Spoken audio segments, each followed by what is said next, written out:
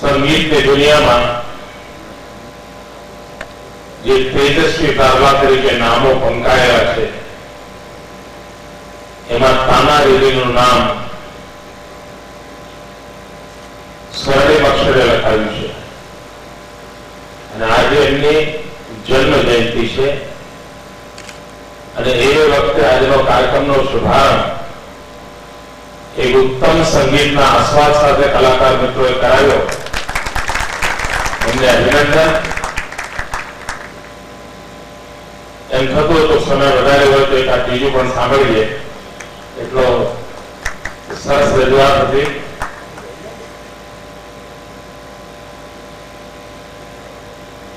RTO કચેરીનું ઉદ્ઘાટન રાજ્યના જીવનમાં કોઈ મોટી ઘટના નથી ગણાતી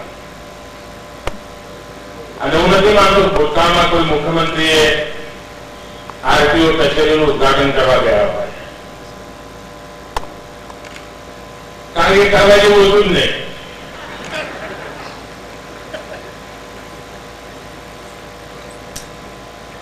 અને મારી તમને વિનંતી છે કે કાર્યક્રમ પૂરો થયા પછી આપ જરૂર અંદર એક લતાર મારજો અને વ્યવસ્થાપક મિત્રોને મારી વિનંતી છે કે દરેક કાઉન્ટર પર આ મુલાકાતીઓને પૂરી માહિતી આપે કે ખરેખર વ્યવસ્થા શું વિકસાવી છે.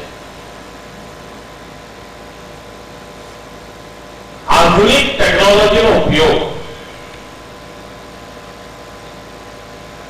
સામાન્ય માનવીની સુવિધા માટે કેવી રીતે કરાય, સમગ્ર વહીવટી તંત્રનું સરળીકરણ કેવી રીતે કરાય અને સરકારી કચેરી એટલે કે જૂની એક છબી છે કે અરે ત્યાં તો આવો બધો ગંદવાડ હશે, જે સાહેબ બેઠા હતા ટેબલ પર પણ બધું જાત પડ્યું હશે અને આખું વર્ક કલ્ચર, વર્ક એન્વાયરમેન્ટ એ બદલી ન શકાય. આવી એક નિરંતર મથામણમાંથી અનેક ક્ષેત્રો માટે પહેલ કરી છે અને એમાં પણ નાગરિકોનો સૌથી વધારે જ્યાં આવરો હોય, આવવા જવાનું થતું હોય, જ્યાં નાગરિકોને સેવાઓની તત્કાલ જરૂરિયાત હોય એવી વ્યવસ્થાઓને પ્રાથમિકતા આપીને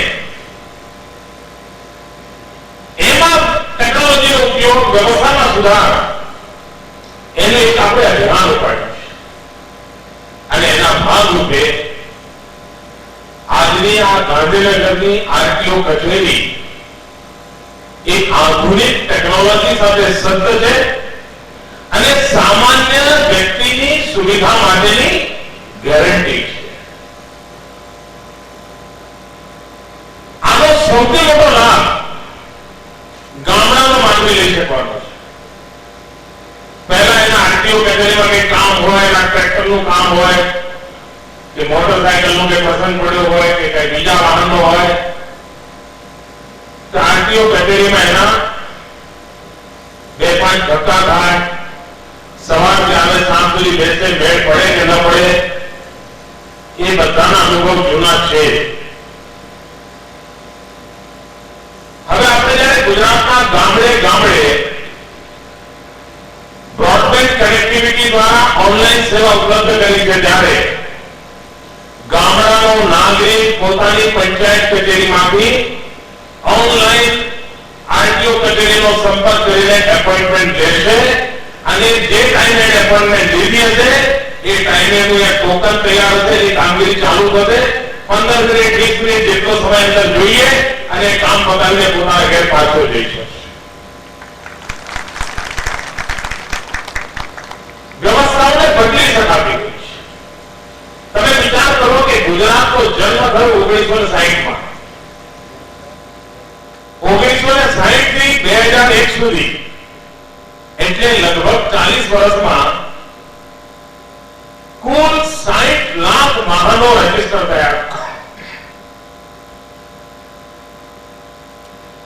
40 વર્ષમાં 60 લાખ. અને ગુજરાતની વિકાસ યાત્રા એટલી તેજ ગતિએ ચાલી છે કે એનું પરિણામ જોવા મળે છે કે આ 10 જ વર્ષમાં નવા 70 લાખ વાહનો રજીસ્ટર થયા. ત્યાં 40 વર્ષમાં 60 લાખ અને ત્યાં 10 વર્ષમાં 70 લાખ. આપ વિચાર કરી શકો છો કે પ્રગતિનો આમાં અનુભવ કરી શકાય. અને વ્યક્તિ ની પ્રાયોરિટી હોય છે જીવનની, એમાં વાહન સૌથી છેલ્લે હોય છે. પહેલા શિક્ષણ હોય, આરોગ્ય હોય, પછી મકાન હોય, અને બધો મેળ પડે પછી એ ગાડી વધારવાનો વિચાર કરે. એનો કે ગુજરાતમાં વાહનો વધ્યા છે એના પહેલા બીજું ઘણું બધું હશે. આ વિકાસની પાણાથી છે.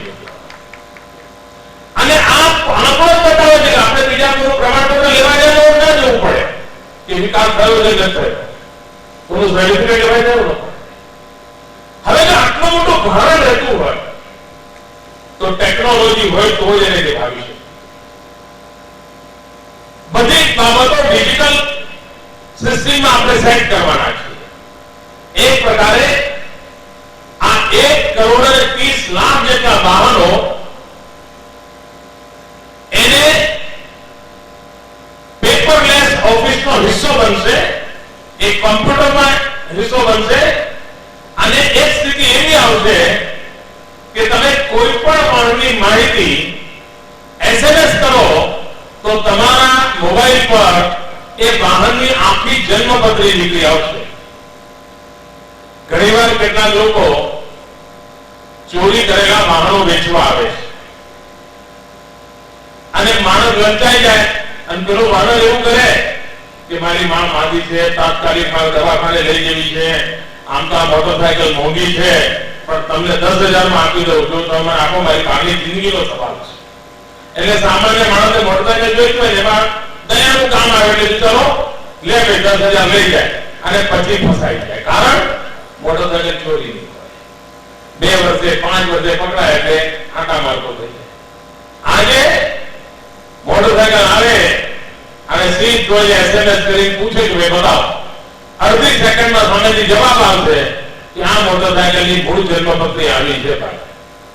એટલે તરત જ તમે નક્કી કરી શકો કે આ ચોરીના માલમાં પડવું છે કે નથી પડવું. હવે કોઈને શોખ હોય પડવું હોય વાત જુદી છે, પણ તમે સામાન્ય માને માણસ ખરાબ થવાય તો નથી, પણ એને ખબર નથી. આના કારણે સુવિધા ઉપલબ્ધ થવાની છે. ઘણીવાર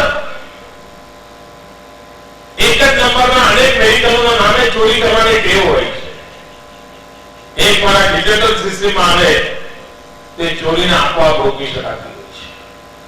એનું ચેકિંગ સરળતાથી કરી શકાતું હોય છે. અને કોઈ પણ વ્યક્તિ ગમે ત્યાં જઈને ચેક કરી શકે કે ટેકનોલોજીકલ એક્સેસિબિલિટી રહેવાની છે. આનો લાભ સામાન્ય માનવીને મળવાનો છે. અહીં પણ તમે જુઓ, આમ મેનનું રિસેપ્શન સેન્ટર જોયું અત્યારે તો આપણને એમ લાગે કોઈ ઇન્ટરનેશનલ એરપોર્ટ પર આવ્યા છે. ઇન્ટરનેશનલ એરપોર્ટ પર પણ 40,000 50,000 ની લાખમાં ટિકિટ લીધી હોય તો પણ એને રિસેપ્શન સેન્ટર પર બેસવાની આવી જગ્યા નથી હોતી. એવી આરટીઓ કેટેગરી બનાવી છે. હવે વાત સાચી, આપણી જવાબદારી છે ત્યાં ખાનગી પિચકારીઓ ન મારીએ, નહીં તો આપણે તો બધું. મેં તો બીજો કામ આપણે કર્યું છે. એ વાત નિશ્ચિત છે કે ગુજરાતનો વિકાસ થયો છે તો વાહનો પણ વધવાના છે. ટ્રાફિક નિયંત્રિત કરવાની આવશ્યકતા ઉભી થાય છે. અકસ્માતો નહીં બચવા. ઘણીવાર શું હોય, રોડ ખરાબ હોય ને એ રાજ્યોમાં એક્સિડન્ટ ઓછા થાય. કારણ કે લોકો ખાડામાંથી સાચવતા જતો હોય એટલે બીજે કઈ ટકરાવા વગર હોય, એના એ તો સરસડા રોડ હોય એટલે એમ થાય બસ હવે 2 કલાક આપણે પહોંચે હોસ્પિટલ, ઉત્તમ રસ્તાના કારણે નુકસાન પણ થાય છે, પણ એમાંથી બચવા માટે જો તકેદારીનું શિક્ષણ આપવામાં આવે, દરેક નાગરિકને સમાન રૂપે ટ્રેનિંગ કરવામાં આવે, તો આ સમસ્યાનું પણ નિવારણ થઈ શકે છે. રસ્તા ઉત્તમ હોય, વાહનો ગમે તેટલા હોય, પણ ટ્રાફિકના નિયમોથી પ્રશિક્ષિત અને એનું રિલીજિયસલી પાલન કરવાનો જો નાગરિક ધર્મ બજાવવામાં આવે તો આપણે મોતથી બચી શકતા હોઈએ છીએ, બીજાને પણ મોતથી બચાવી શકતા હોઈએ છીએ. અને એક ડોક્ટર પોતાની જિંદગીમાં જેમ કોકની જિંદગી બચાવે અને જેટલો આનંદ હોય છે, એમ નિયમબદ્ધ વાહન ચલાવીને અનેકોની જિંદગી બચાવીને એક ડોક્ટર કરતા પણ વધારે સેવા આપણે કરી શકતા હોઈએ છીએ. ઓપરેશન થિયેટરમાં કોકની જિંદગી બચાવે છે એવું નહીં, વાહન નિયમિત પ્રમાણે ચલાવીને પણ બીજાની જિંદગી બચાવીને એક ડોક્ટર જેવી ઉત્તમ સેવા કરી શકાય છે. પણ આના માટે ટ્રેનિંગ આજે મોબાઈલ દ્વારા ટીમ નામની એક મૂવમેન્ટ આપણે ઉભી કરી છે. એનો પહેલો પાયલોટ પ્રોજેક્ટ આપણે પંચમહાલ જિલ્લામાં કર્યો. સમાજના લોકોએ, બાળકોએ, શાળાઓએ આ નીતિ નિયમો જાણવા માટે ઉત્સુકતા દર્શાવી એને રસ લીધો. હવે એને 10 જિલ્લાની અંદર આપણે આગળ ધપાવી રહ્યા છીએ. નિરંતર શિક્ષણની પ્રક્રિયા ચાલે એવું કામ આપણે ઉપાડ્યું છે, જેથી કરીને બાળક મનને જો ટ્રાફિક સેન્સની અનુભૂતિ થાય તો કેટલું મોટું પરિણામ મળી શકે તેનો આપણે અનુભવ કરીએ છીએ. મિત્રો, દુનિયાના અનેક દેશો એમની ડિસિપ્લિનને કારણે અને ટ્રાફિક સેન્સને કારણે દુનિયામાં વખણાતા હોય છે. આપણે પણ જ્યારે નાના હતા ત્યારે મુંબઈ વિશે સાંભળતા કે મુંબઈના બધા લોકો બસમાં જવાનું બધા લાઈનમાં ઉભા હોય, આવું આપણે સાંભળતા. મિત્રો, દુનિયાના અનેક દેશોમાં કલ્ચર છે. મારા પોતાના વ્યક્તિગત જીવનના અનુભવ આજે તમને શેર કરવા માંગુ છું. વર્ષો પહેલા હું એકવાર જર્મની ગયો અને સવારે વહેલા ઉઠવાની ટેવ, તો જે મિત્રને ત્યાં રોકાયો તો મેં ચાલો સવારે આપણે બહાર નીકળીએ. તો સૂર્યોદય પણ થયો નહોતો. યુરોપની ઠંડીથી આપણે ભયભીત છીએ, પણ અમે નીકળ્યા. અનેક કોઈ વાહનો નહીં, ટ્રાફિક નહીં, કશું જ નહોતું. અને અમે 2 જણા પહેરતા એક જગ્યા રોડ ક્રોસ કરવાનો, એટલે ક્રોસ કરીને બીજી બાજુ ગયા. આજુબાજુ કોઈ માઇલ સુધી કશું દેખાતું નહોતું, કોઈ વાહન નહોતું. અને અમે આગળ નીકળ્યા. એક ભાઈ દોડતો અમારી પાછળ આવ્યો અને 5-10 મિનિટ અમે ચાલ્યા તો ત્યાં તો અમને પકડ્યા. એમણે પૂછ્યું, તમે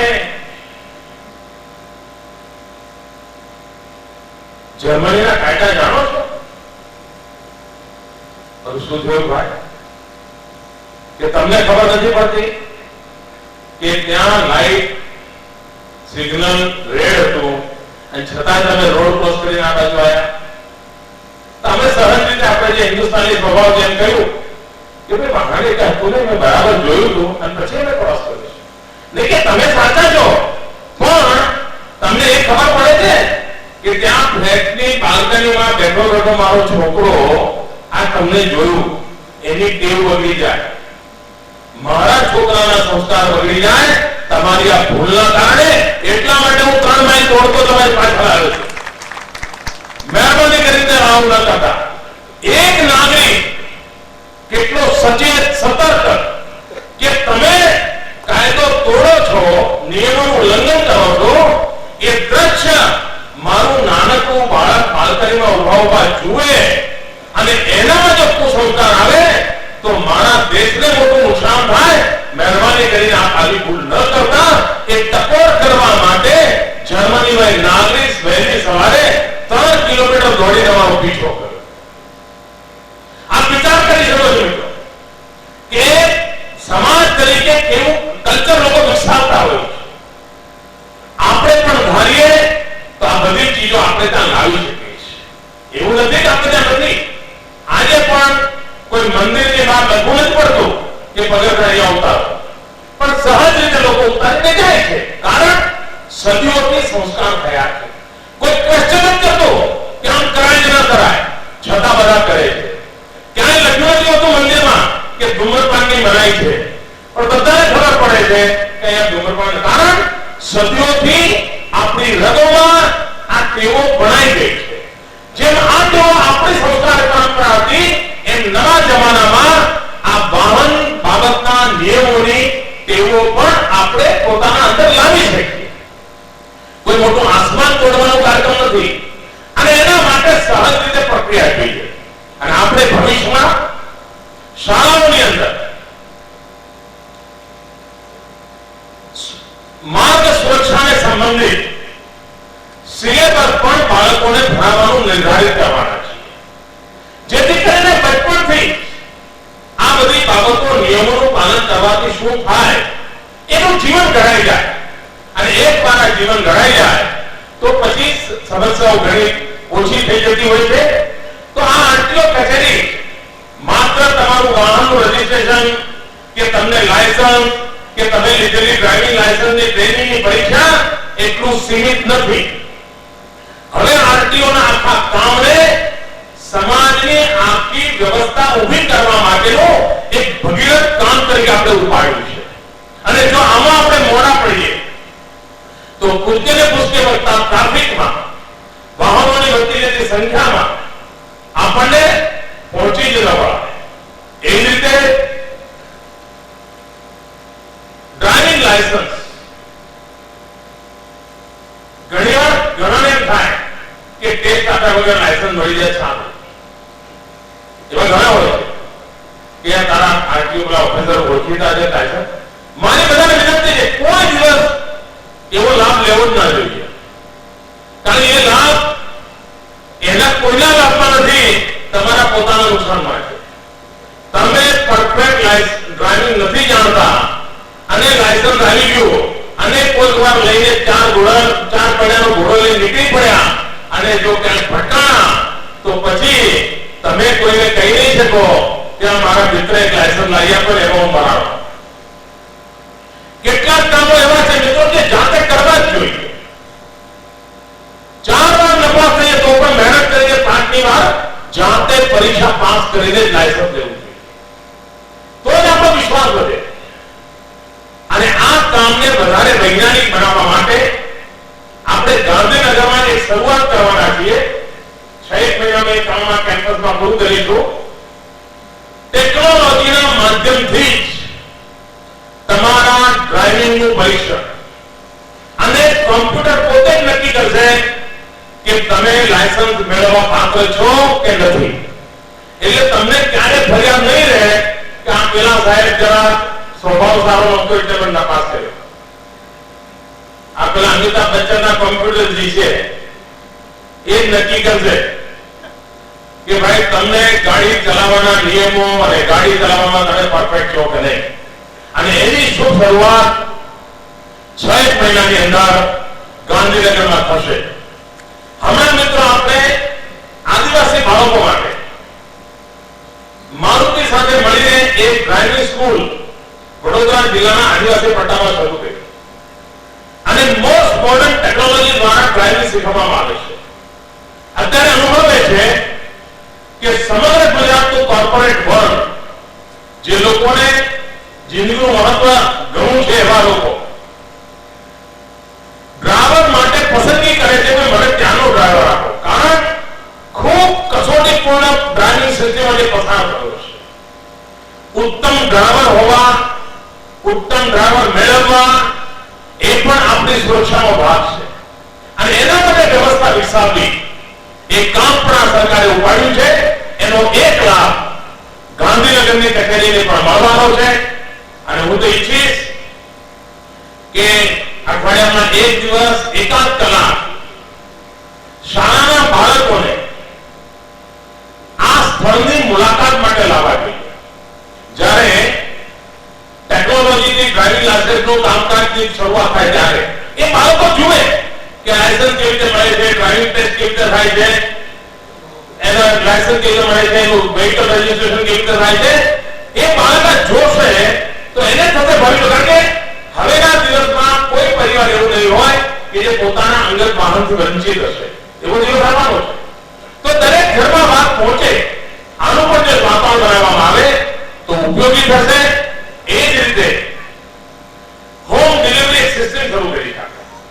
તમે આવીને તમારા ટેસ્ટ આપી જાઓ, રજીસ્ટ્રેશન કરાવી જાઓ, ફોર્મ ભરી જાઓ, એની ફી ભરીને જાઓ અને પછી 72 કલાકમાં કોરિયર દ્વારા તમારા ઘરે તમારે વેહિકલનું રજીસ્ટ્રેશન, લાયસન્સ બધું તમારા ઘરે પહોંચી જાય છે. આના કારણે સામાન્ય નાગરિકને ધક્કા ખાવાનો, પેટ્રોલ બગાડવાનો, ટાઈમ બગાડવાનો, પૈસા બગાડવાનો પ્રશ્ન જ જતો રહ્યો છે.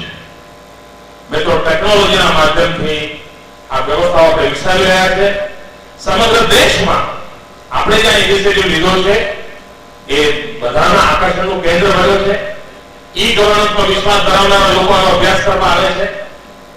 સિવિલ સોસાયટીની સર્વિસીસ સિસ્ટમમાં સરળીકરણ એનો અભ્યાસ કરનારા લોકો આવી રહ્યા છે. ટેકનોલોજી દ્વારા સોલ્યુશન્સ કેવી રીતે શોધાય છે એના લોકો આવી રહ્યા છે. અને ભારતના અનેક રાજ્યો ગુજરાતના આ ઇનિશિયેટિવનો અભ્યાસ કરી રહ્યા છે. પ્રાયોગિક ધોરણે પહેલી ઓફિસ આપણે અમદાવાદમાં ચાલુ કરી હતી અને ગયા 6 મહિનાનો અનુભવ ખૂબ ઉત્તમ છે. આવનારા દિવસોમાં ગુજરાતના બધા જ જિલ્લા મથકોની ઓફિસોને આટલી જ મોડર્ન કરવાના છીએ, આટલી જ આધુનિક સુવિધાઓથી સજ્જ કરવાના છીએ અને 100 કરોડ કરતા વધારે મોટું બજેટ નાગરિકોની સુવિધાઓ માટે ખર્ચાય એની નેમ સાથે આપણે આગળ વધી રહ્યા છીએ. ગાંધીનગરના સૌ નાગરિકોને, ગાંધીનગર જિલ્લાના સૌ નાગરિકોને આ એક નજરાનું ભેટ આપતા અત્યંત ગૌરવની લાગણી અનુભવું છું અને હું વિશ્વાસ કરું કે ગાંધીનગરના નાગરિકો આ નાગરિક ધર્મના પાલન માટે થઈને માર્ગ અકસ્માતોથી બચવા માટેના વાતાવરણને એક સહજ સ્વભાવ બનાવે. સિનિયર સિટીઝનોએ કરવા જેવું ઉત્તમ કામ છે. 1 કલાક 2 કલાક ટ્રાફિક સંચાલનમાં ભાગીદાર બનવું. અનેક દેશોમાં સિનિયર સિટીઝનો કામ કરતા હોય છે, રોડ પર ઉભા રહે 2 કલાક. આવો એક પરંપરા અહીંયા પણ કરીએ. અહીંયા અનેક ક્લબો છે, સંસ્થાઓ છે, એ આવો ઇનિશિયેટિવ લે. સુરતની અંદર ટ્રાફિકનું કામ લોક ભાગીદારીથી આપણે હેન્ડલ કરીએ છીએ. વડોદરામાં ટ્રાફિકનું કામ લોક ભાગીદારીથી હેન્ડલ કરીએ છીએ. અમદાવાદના કેટલાક હિસ્સામાં એની શરૂઆત કરી છે અને સિનિયર સિટીઝન આ કામમાં જોડાઈ રહ્યા છે. ગાંધીનગરમાં પણ, અને ગાંધીનગર એવું છે કે સિનિયર સિટીઝનની સંખ્યા બહુ મોટી છે, કારણ કે 58 વર્ષે સિનિયર સિટીઝન થઈ જાય છે. બીજી વર્ષે 70 વર્ષે નથી થતા, પણ ગાંધીનગરમાં થઈ જાય. તો એવા લોકોની શક્તિઓનો ઉપયોગ અહીંયા અનેક સંસ્થાઓ છે, એ સંસ્થાઓ કરશે તો હું માનું છું કે ગાંધીનગરના જીવનમાં આપણે ખૂબ મોટું કોન્ટ્રીબ્યુશન કરી શકીશું. ખૂબ ખૂબ ધન્યવાદ. જય જય ગરવી ગુજરાત.